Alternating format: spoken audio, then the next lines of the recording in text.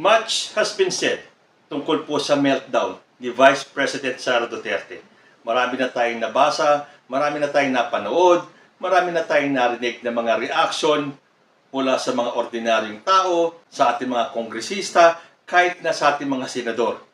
Karamihan ay hindi nagustuhan ang meltdown at ang ranting ni Vice President Sara Duterte sa kanyang press con.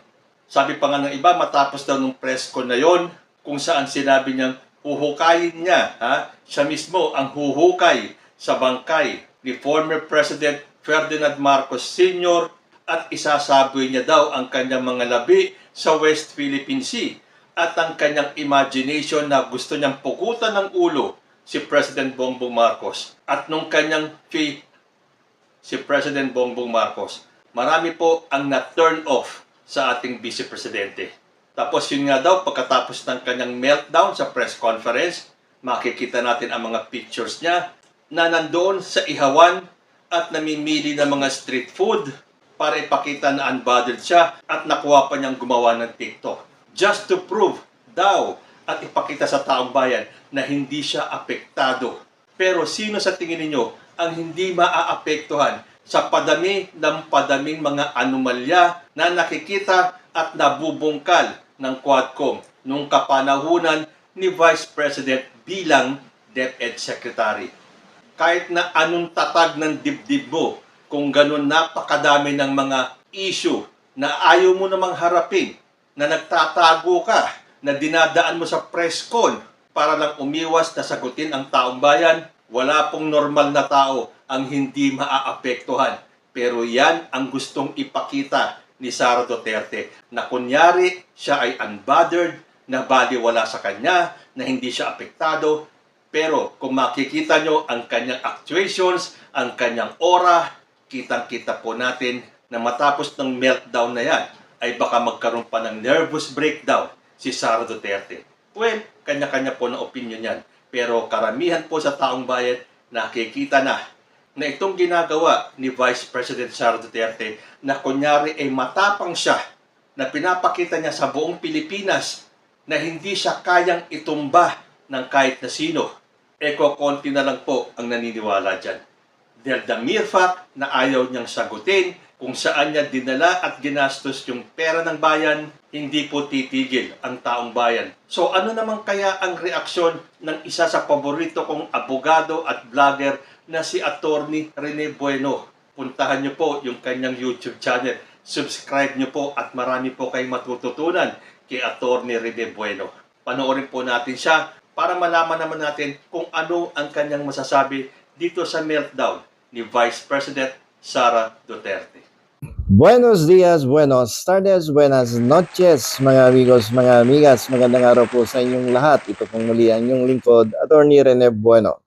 Ipagpatuloy po natin ang ating mga napag-usapan tungkol doon sa press conference ni Vice President Sara Duterte, na kung saan nabanggit niya na ipahuhukay niya ang mga labi ni dating Pangulo na si Ferdinand Edrelin Marcos doon sa libingan ng mga bayani, at ito'y kanyang itatapon doon sa West Philippine Sea. At dahil dito, ito po ay nag-generate ng mga negatibong reaksyon sa mamamayan. At isa na dito ang isang estudyante ng School of Law, second year law student. Tinanong po ako kung ito bang pangusap na binitawan ni Vice President Sara Duterte ay isang batayan o isang dahilan upang ang isang pribadong individual o isang kongresista ay makapagprepara ng reklamo for impeachment sa mababang kapulungan. Ang aking pong kasagutan dito sa isang estudyante ay pwedeng gawing dahilan ang mga binitawan ni Sara Duterte nung nakaraang Biyernes upang makapagsampa ng isang reklamong impeachment doon sa House of Representatives. Kung maaalala ninyo, nung mga nakaraang episodes, nung nakaraang buwan ay tinalakay na natin sa ating mga articles sa mga dahilan kung ikaw ay magrereklamo ng impeachment diyan sa House of Representatives, ay sinabi po natin ayon sa Section 2 Article 11 ng ating saligang batas na ang mga tanging mga dahilan ay betrayal of public trust, culpable violation of the Constitution, treason, graft and corruption, bribery, and other high crimes. Yan lang po ang mga dahilan na pwedeng gamitin ng isang nagre-reklamo against an impeachable official upang siya ay mapa-impeach diyan sa ating mababang kapulungan. Pero dito nga sa katanungan ng isang estudyante, ang sinasabi niya yung mga binitawang salita ni Sara Duterte ay pwedeng gamiting dahilan upang ma-impeach siya, no, diyan sa mababang kapulungan. At ang aking kasagutan ay pwedeng gawin yan na dahilan. At yan po ay pumapasok sa ilalim ng betrayal of public trust. Bukod dyan, pwede din gamitin yan na dahilan. At yan ay pumapasok naman sa sedition. Kung mapapansin ninyo, itong sedition ay hindi nyo naman mababasa sa ilalim ng Article 11, Section 2 of the 1987 Constitution. Sapagkat yung pong sedition na sa ground for impeachment ay nagtatago doon sa likuran ng other high crimes. Sapagkat ang sedition po ay considered as a high crime, no, sa ilalim ng ating batas. So nakatago siya, no? At yung din mga binitawang salita ni Sara Duterte na iahagis niya sa West Philippine Sea ang mga abo ng dating Pangulo ay maituturing naman na pagguho, no, ng tiwala ng taong bayan sa kasalukuyang Vice Presidente sapagkat ito ay nagpo-promote ng negatibong emosyon, galit, no, inuudyukan ang taong bayan na magkawatak-watak upang mauwi sa isang demonstrasyon at patuloy na demonstrasyon pagkalaban-laban ng bawat individual belonging to different political parties and organization. At pag yan ay nangyari ay magkakaroon ng hindi maayos na sitwasyon ng ating ekonomiya dahil sa isang political instability. Sabi nga ng mga ekonomista, there will be no economic stability if there is political instability. At yan ay ituturing din na betrayal of public trust sapagkat kung ang isang nangungusap ay isang opisyal ng gobyerno, lalong-lalo na kung ikaw ay vice presidente at sasabihin mo yung mga pangungusap na ganyan, yan po ay seryosong usapin, sensitibong topic at sinabi na yan ng ating Korte Suprema sa kaso ni Marcos versus Raul Manglapos.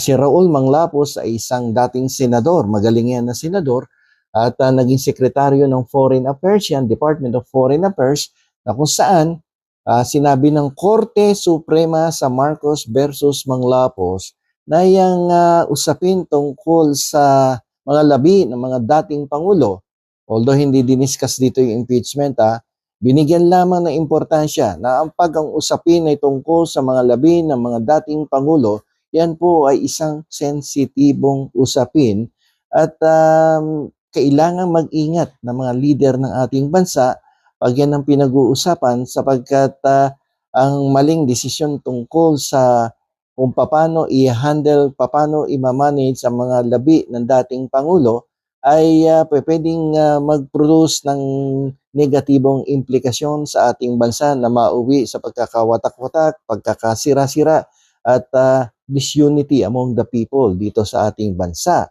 So, sabi ng Korte Suprema, sa kasalukuyan, hindi pa ganun ka-stable ang ating politika nung maupo si Corazon Aquino. Kung pwede, ipagpaliban muna ang pagbabalik ng mga labi ng dating Pangulong Marcos dito sa ating bansa. Pero lalaon at lalaon, yan ay makakabilig dito sapagkat karapatan yan ng isang taong namatay na dito mailagak ang kanyang mga labi sa ating bansa.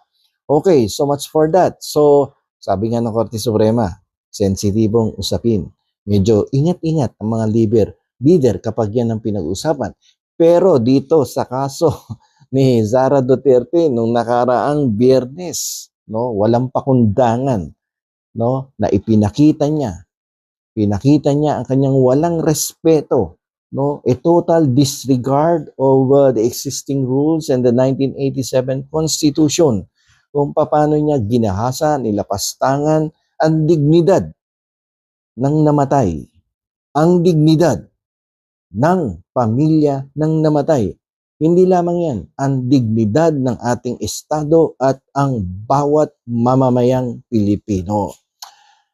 Hindi ko maintindihan dito kay Vice President Sara Duterte kung bakit hindi niya naiintindihan yung epekto ng kanyang mga binibitawang salita. Hindi niya napapansin, no? Siya po ay nagko-commit na ng mga violation of our existing laws, particularly the Supreme Law of the Land, which is the 1987 Constitution. Eh kung yung second year student niya ng law ay naiintindihan ang kanyang mga binitawang negatibong pananalita against the former president, eh siya pa kaya na isang abogado at nag-a-occupy ng isang napakataas na posisyon dito sa ating bansa? Isang irresponsableng pananalita, no, na pwedeng mauwi sa isang reklamo for impeachment. Hindi lang naman yung betrayal of public trust yan. Kasi yun na nga, kapag ikaw ay nagbitaw ng ganyang pananalita, pwedeng ito ay magdulot, no? Lalong-lalo na, yung nagbitaw ng pananalita ay considered as the second highest official of the land. Yan ang epekto niyan, magkakaroon ng pagkakawatak-watak sa mga mamamayan. Siyempre, may supporters si Duterte. May mga supporters din. Maraming supporters itong kasalukuyang presidente. May tinatawag dyan na Solid North. May tinatawag ng mga Marcos loyalists. May tinatawag dyan na mga supporters ng gobyerno na masasabi mong sumusuporta sa gobyerno, hindi kay Bongbong sapagkat maganda naman daw ang ginagawa ng Bongbong Marcos. Kaya ang suporta kay Bongbong Marcos ay suporta sa kasalukuyang gobyerno. So, or vice versa, suporta sa gobyerno ay suporta kay Bongbong Marcos. Kasi ang sabi nila, kung maganda naman ang ginagawa at nagpo-promote ng katarungan, ng justice, at gumagawa ng mga programa na magdudulot ng kabutihan sa ating mga kababayan, eh bakit hindi mo susuportahan? Okay, so pangalawa, pwede ding gamitin yung sedition as a ground for impeachment. Although if you will read the 1987 Constitution, particularly Section 2 of Article 11, you will not be able to find there sedition as a ground for impeachment. Sapagkat ito pong sedition ay nagtatago sa likuran ng other high crimes. Sapagkat ang sedition po ay maituturing na isang high crime sa ilalim ng ating batas. So, sedition in a sense na kapag ang isang opisyal, ay ginamit ang kanyang posisyon upang udyukan ang mamamayan na magkaroon ng poot, ng galit laban sa kasalukuyang pamahalaan with the end in view of promoting yung hatred at sirain ang kasalukuyang pamahalaan.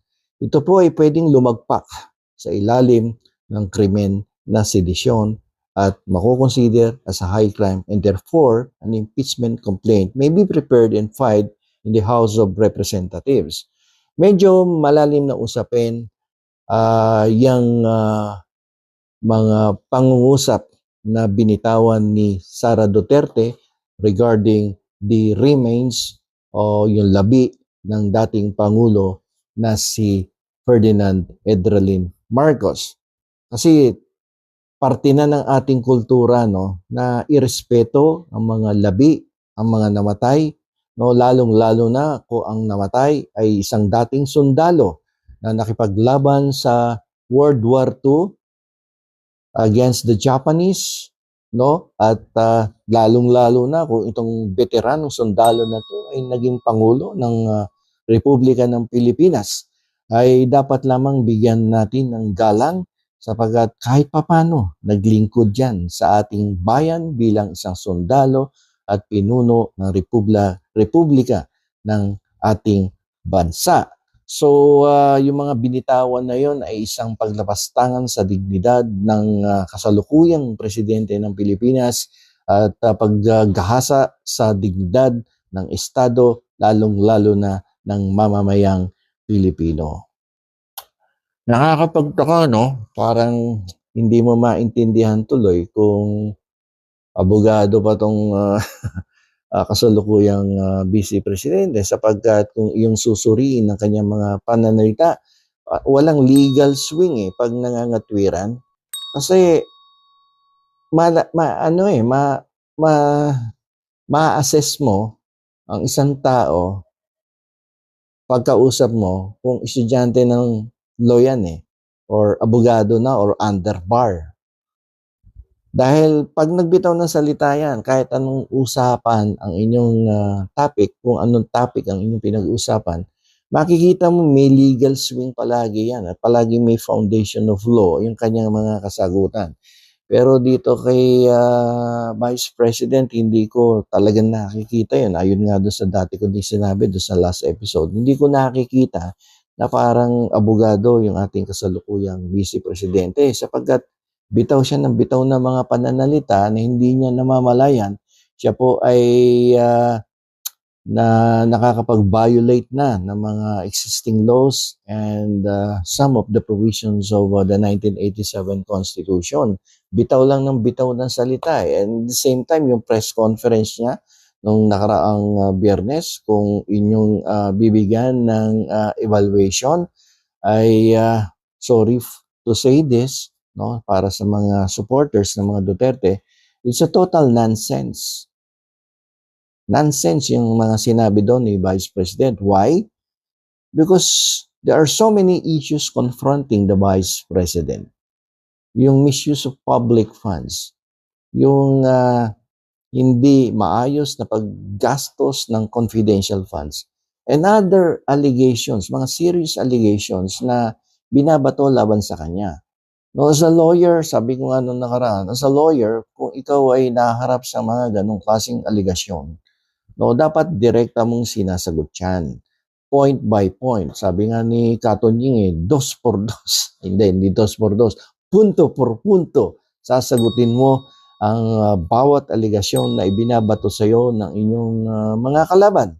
No, pagkatapos niyan, yan po ay dapat suportahan ng mga documentary evidence and other types of physical evidence upang maipawalang sala mo ang iyong sarili sa mga pagbibintang na ginagawa ng iyong mga kalaban sa politika. Hindi yung pagkatapos ng mga aligasyon sa iyo, ikaw ay mag-sponsor ng isang press conference at ikaw ay magkikwento ng mga nakaraan mong eksperyensya, karanasan sa ating Pangulo na pati yung relo na hinihingi ng isang estudyante ng PMA ay ikinuwento mo pa sa taong bayan.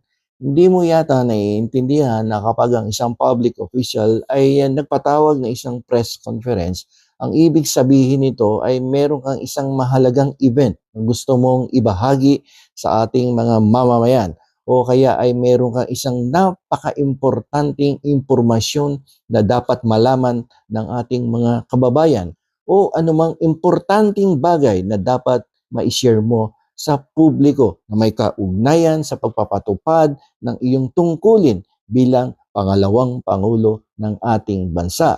Pero hindi yan ang nangyari nung nakaraang Biyernes sapagkat nagkwento ka ng iyong karanasan, nagpalabas ka ng galit, mga personal na galit mo sa kasalukuyang Pangulo ng Republika ng Pilipinas. Na kung tutuusin, sabi ko nga kanina, it's actually a total nonsense. Hay nako.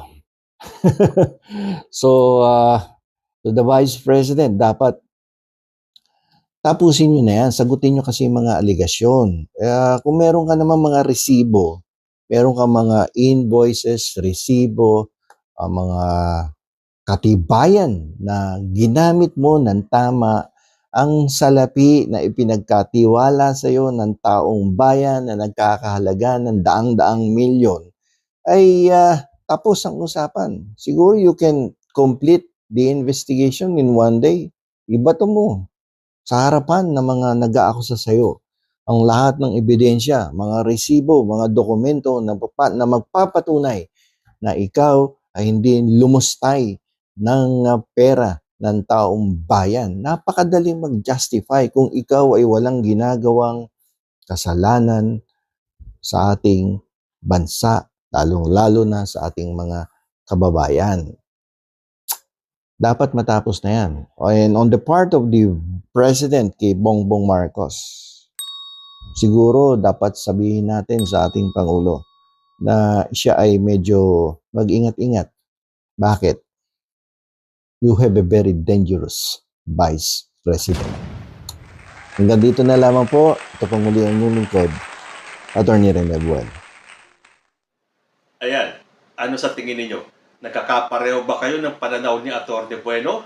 Hanggang dito na lang po muna tayo. Hanggang sa susunod na mga issues. Maraming salamat.